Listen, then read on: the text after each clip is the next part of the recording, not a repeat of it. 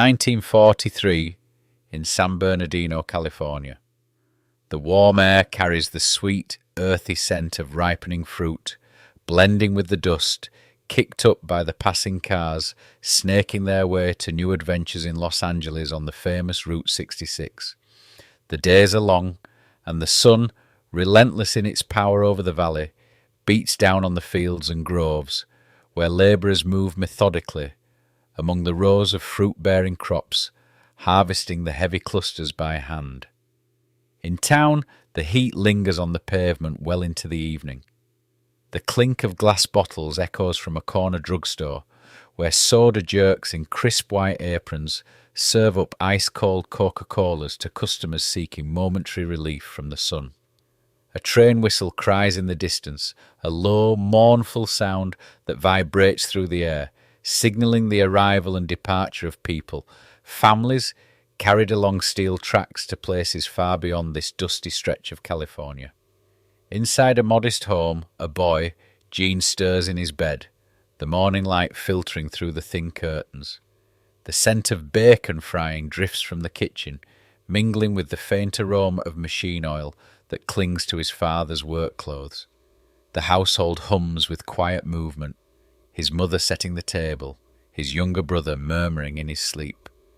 But beneath it all, there is something unspoken, a tension that has settled into the walls, a silence that even the radio, chattering with the morning news, cannot quite cover.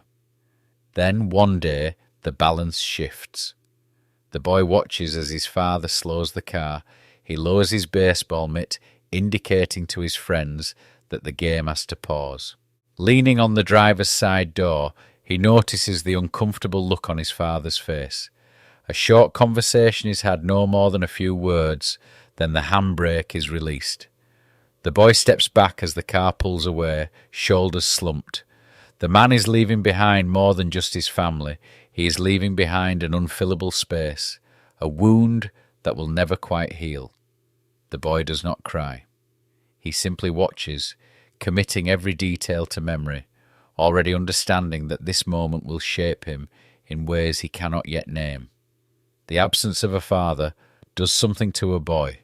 It leaves behind a space that must be filled, a weight that must be carried. For some, it becomes an anchor, dragging them down into resentment or self-pity. But for this boy, it becomes fuel. He does not wallow. He doesn't ask why. He simply understands, at an age far younger than most, that no one is coming to save him. If he is to make something of himself, he will have to do it on his own. School is a means to an end, nothing more. The lectures bore him, the lessons feel irrelevant. He finds himself watching the clock more than the blackboard, restless in a way that his teachers mistake for apathy.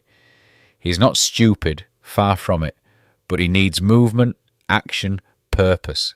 And so, at 16, with no patience for waiting and no one to stop him, he lies about his age and enlists in the United States Marine Corps. The military does what the classroom never could. It gives him structure, a place to belong, and a set of rules that, for the first time in his life, feel worth following. He is sent across the world, stationed in Qingdao and later in Shanghai, China, witnessing a country on the edge of transformation as the communist forces push closer to power. He sees poverty and struggle on a scale he never imagined, watches the last remnants of the old world crumble in the face of the new. He does his job, follows orders, and learns what it means to carry responsibility on his back. But history has a way of moving faster than men can prepare for. By 1949, the situation in China is untenable, and the Marines are forced to withdraw. He leaves behind a country in chaos, stepping onto a transport ship bound for Hawaii with a duffel bag and the hardened gaze of someone who has seen more than most boys his age. He sees out the final year of his service on the island. The military has shaped him, but it has not changed the restlessness inside him. If anything, it has made it stronger.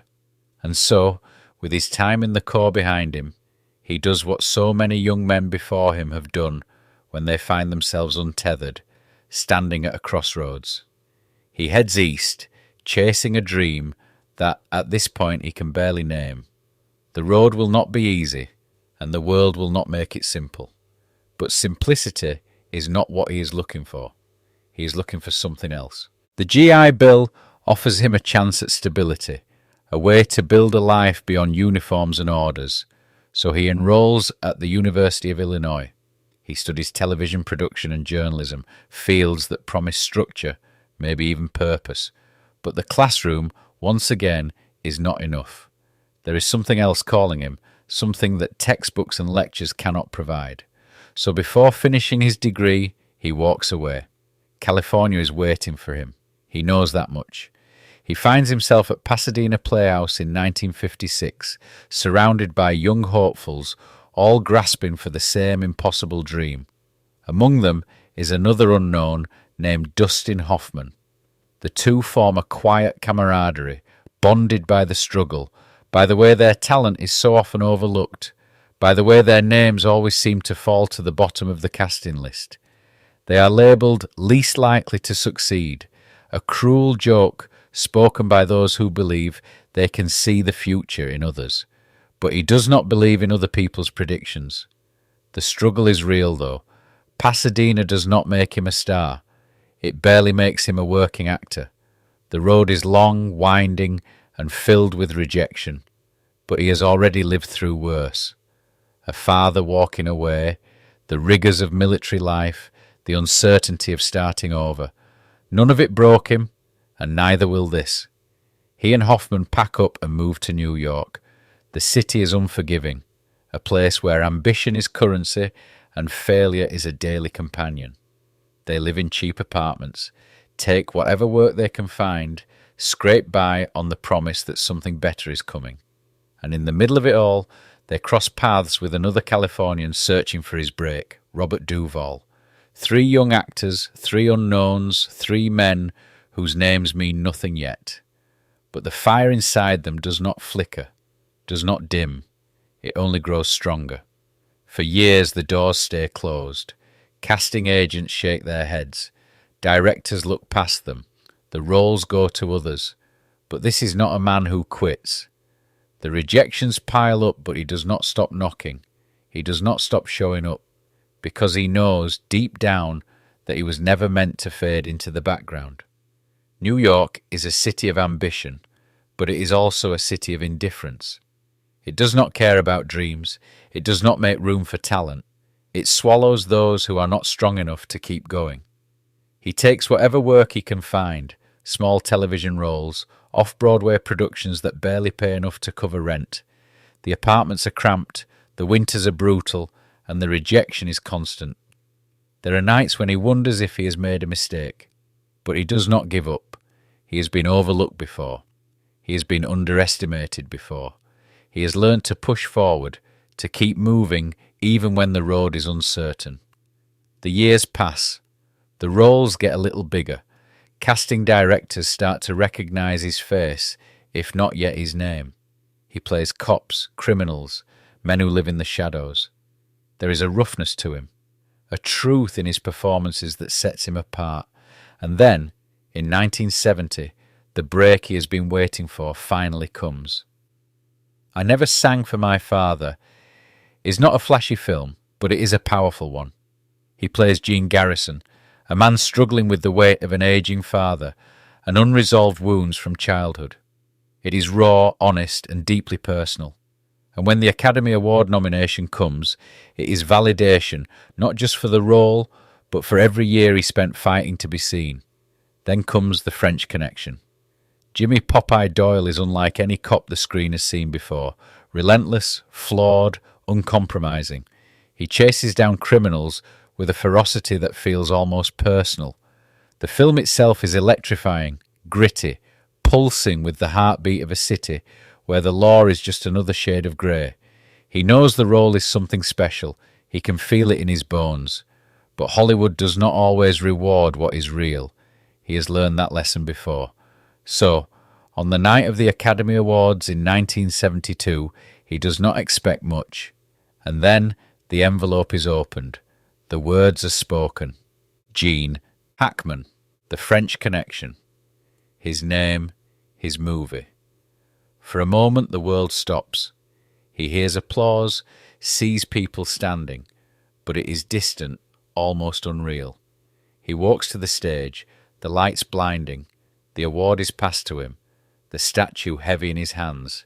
Years of struggle, of rejection, of being told he was least likely to succeed, have led to this moment. He stands there, the weight of it all pressing against his chest, and he knows he was right not to quit. By the late 1970s, Gene Hackman was no longer just an actor. He was a force to be reckoned with. He had already proven his worth. But while critics and industry insiders saw him as an actor's actor, it was an entirely different role that introduced him to a generation of moviegoers who had never even heard of The French Connection.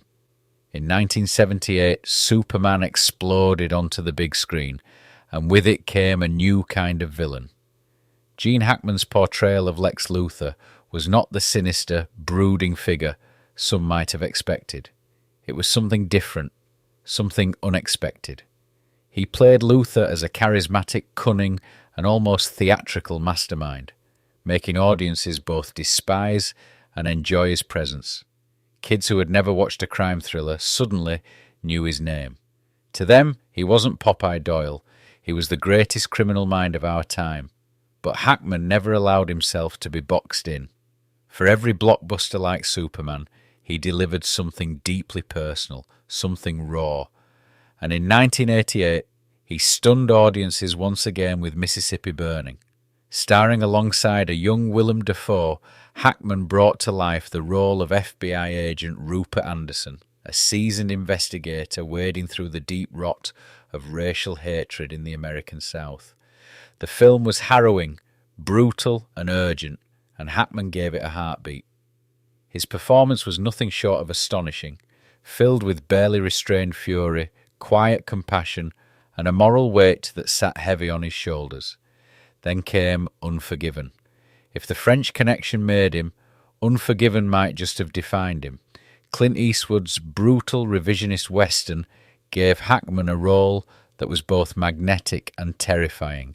Sheriff Little Bill Daggett, a man who believed himself to be righteous, but whose justice was often indistinguishable from tyranny. The performance won him his second Academy Award, this time for Best Supporting Actor, and solidified him as one of the greats. But all of it, the films, the accolades, the awards, it came at a cost. Family life had suffered. Hackman was a dedicated actor, but that dedication often meant being gone for months at a time. His marriage, which had lasted for decades, couldn't withstand the strain. In 1986, he and his first wife, Faye Maltese, divorced. He had never abandoned his children, like his father, but the long absences had taken their toll. Work had always come first, even when he hadn't intended it to. As younger actors began to take centre stage and the landscape of Hollywood changed, Gene Hackman slowly began to pull away. He continued acting, delivering strong performances in films like The Birdcage, Enemy of the State, and The Royal Tenenbaums, but something was shifting. He no longer needed the industry the way he once had. By the early 2000s, Hackman had made a decision. He wouldn't make a grand announcement or take a victory lap. He would simply stop. His last film, Welcome to Mooseport in 2004, wasn't the triumphant farewell some might have expected. But that didn't matter to him. He had given everything to the craft. Now, it was time to step away. He and his second wife, Betsy, settled in Santa Fe, New Mexico, where he spent his days painting, writing novels, and enjoying the quiet that had so often eluded him in Hollywood. No more cameras, no more call sheets, just the desert, the open sky, and the life he had fought for, not in the spotlight but beyond it. In the quiet expanse of Santa Fe, New Mexico, the final chapter of Gene Hackman's life unfolded, marked by both grace and unforeseen tragedy. In his later years, Hackman faced health challenges, including heart disease and Alzheimer's disease. Despite these ailments, he remained a beloved figure, his legacy firmly etched in the annals of cinema. In February 2025, the Hackman household was struck by a rare and sudden affliction. Betsy Arakawa, Hackman's wife, contracted hantavirus pulmonary syndrome, a severe respiratory illness transmitted through contact with infected rodents. Her sudden illness and subsequent passing on February 11th left Hackman isolated and vulnerable. Compounded by his Alzheimer's condition, he struggled to comprehend the gravity of the situation. Approximately a week later, on February 18th, Hackman's pacemaker recorded an abnormal rhythm, indicating the moment his heart succumbed to his long-standing cardiovascular issues. The couple's bodies were discovered on February 26th after concerned associates sought a welfare check.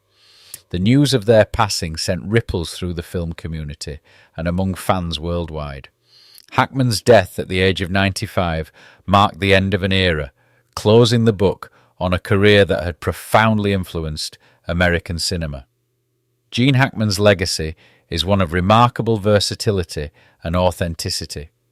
From his portrayal of complex characters in films like The French Connection and Unforgiven to his memorable role as Lex Luthor in Superman, Hackman brought depth and nuance to every performance. His ability to embody a wide range of personas made him a cherished figure in Hollywood and earned him numerous accolades, including 2 Academy Awards. Beyond the screen, Hackman's life was a testament to resilience and dedication. He navigated personal and professional challenges with a steadfast commitment to his craft, leaving an indelible mark on both his colleagues and audiences.